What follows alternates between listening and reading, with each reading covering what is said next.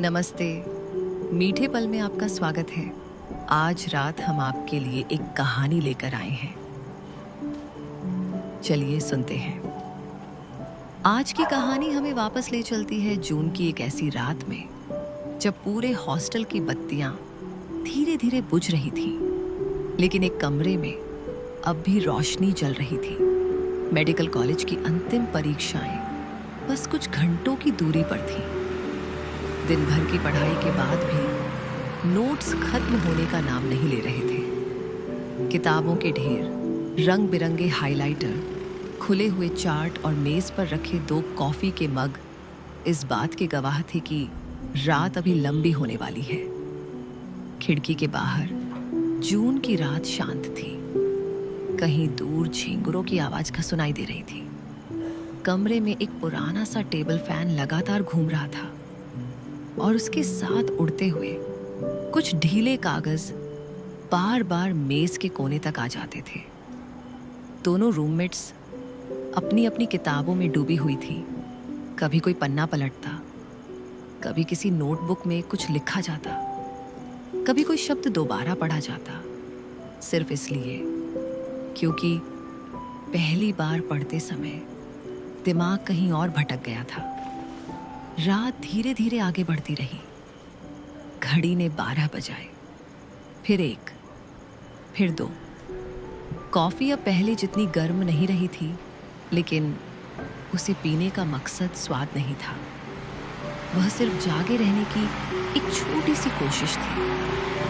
कमरे की रोशनी के बाहर पूरी दुनिया सो रही थी, लेकिन उस छोटे से कमरे में अभी भी दिल और दिमाग पूरी मेहनत से काम कर रहे थे। रात के करीब 4 बजे एक अजीब सा समय आता है, जब थकान और जागने की जिद आपस में मिल जाती हैं। शब्द थोड़े धुंधले लगने लगते हैं। लाइनों पर नजर तो होती है, लेकिन उनका मतलब समझने में एक पल ज्यादा लग जाता है। ऐसे ही किसी पल दोनों में से एक ने किताब से नजर उठाकर खिड़की की ओर देखा।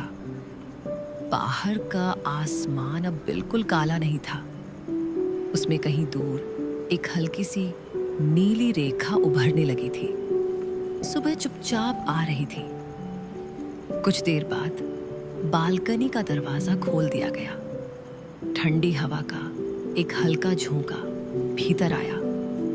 पूरी रात कमरे में बैठने के बाद वह हवा अलग ही महसूस हो रही थी। उसमें रात की नमी भी थी और आने वाली सुबह की ताजगी भी। दोनों अपने अपने मग लेकर बालकनी में आ खड़ी हुई। कॉफी अब लगभग ठंडी हो चुकी थी। नीचे हॉस्टल का परिसर शांत पड़ा था। पेड़ों की पत्तियां मुश्किल से हिल रही थीं।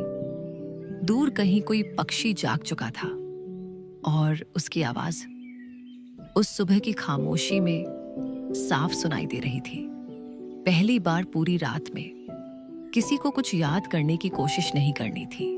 न कोई डायग्राम, न कोई फार्मूला, न कोई मेडिकल टर्म, बस सामने फैलता हुआ आसमान। धीरे धीरे नीला रंग हल्का होने लगा, फिर उसमें सुनहरे रंग की पतली लकीरें उतरने लगीं। कुछ ही मिनटों में सूरज की पहली किरणें दूर की इमारतों को छूने लगी।